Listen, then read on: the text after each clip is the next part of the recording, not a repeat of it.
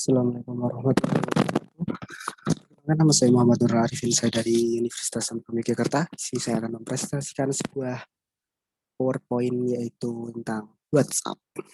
WhatsApp. Terdengar familiar bukan? Tentu saja. Ini adalah aplikasi yang paling sering digunakan, apalagi digunakan untuk saat-saat online seperti saat ini, saat pandemi seperti ini. Bertatap muka tentu sangat sulit dilakukan karena dapat meningkatkan resiko penularan dari virus COVID-19. Oke, langsung saja kita langsung ke next slide.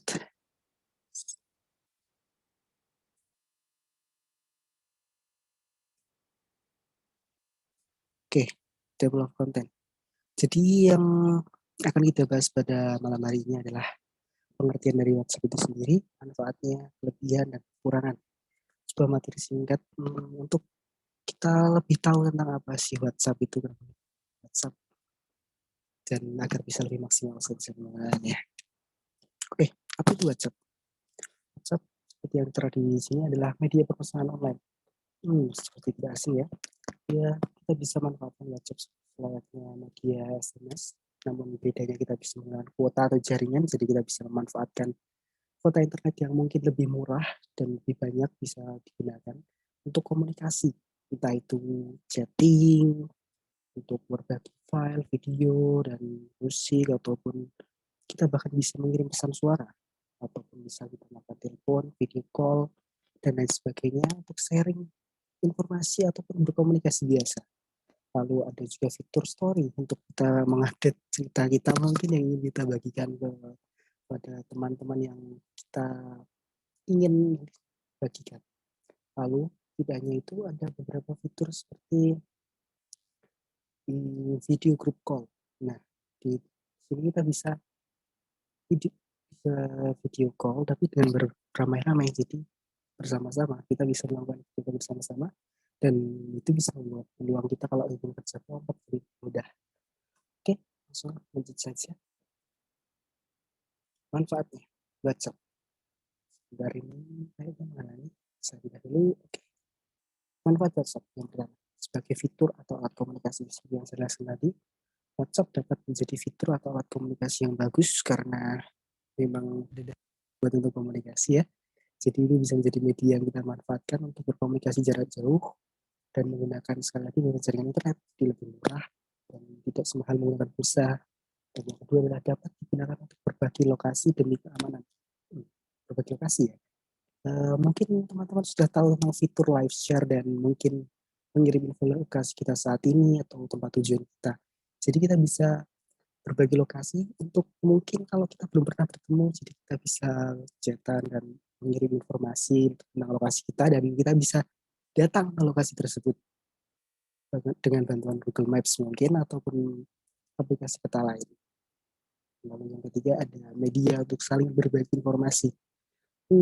WhatsApp ini bisa berbagi informasi melalui suara atau voice note, ataupun bisa juga chatting ataupun berbagi file seperti video, dokumen, dan lain sebagainya untuk mengerjakan tugas tentu bisa lebih mudah.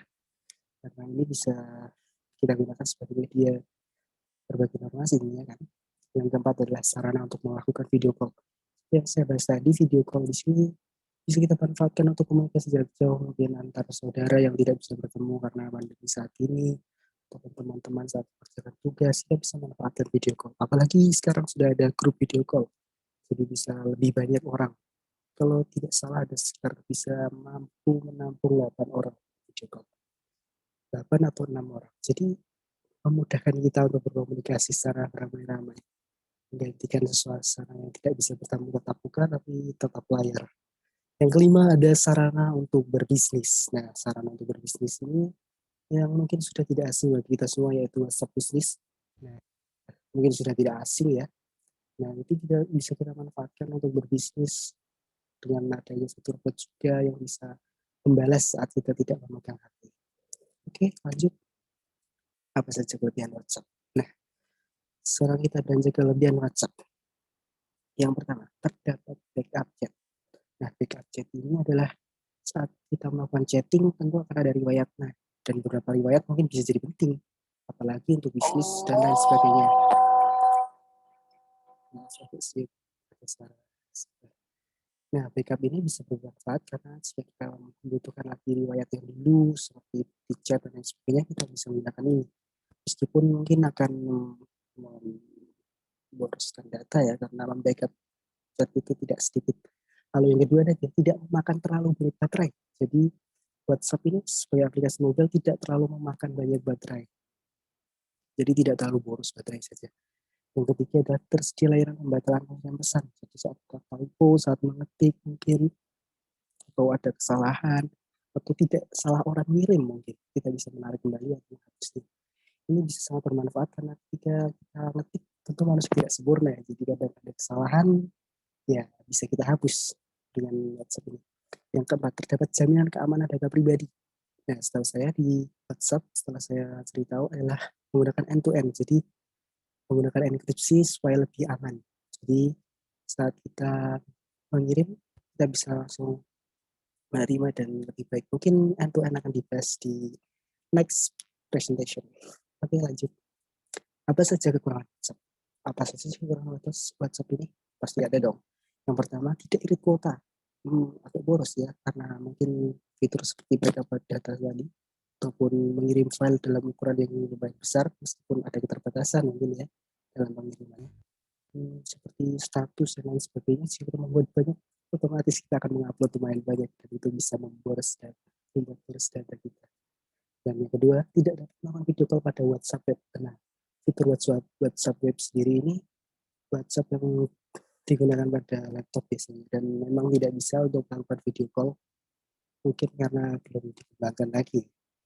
Mari kita tunggu sampai dikembangkan. Yang ketiga, mengharuskan Anda untuk memiliki koneksi internet yang kuat. Ya, ini adalah salah satu faktor yang cukup krusial, karena pasti saat sinyal kita jelek, jadinya tidak terkirim atau ngejam biasanya. Menarik bagi para pengguna WhatsApp pasti tahu. Rasanya ngejam itu pasti nyebelin banget. Apalagi kalau kita mau mengupload sesuatu, itu pasti cuma loading aja dan nggak kirim-kirim. Oke, the end. Thank you. Maybe that's for me. Sedikit materi dari saya. Sharing ilmu tentang WhatsApp ini semoga bisa bermanfaat bagi kita semua, dan ya mungkin menambah pengetahuan tentang WhatsApp sendiri agar tidak cuma kita manfaatkan sebagai chat biasa aja, tapi bisa kita manfaatkan sebagai alat untuk bisnis, komunikasi, ataupun banyak hal lainnya. Jadi alat komunikasi yang sebagainya. Oke, terima kasih. Sekian dari saya. Banyak kurangnya mohon maaf. Wassalamualaikum warahmatullahi wabarakatuh. See you later.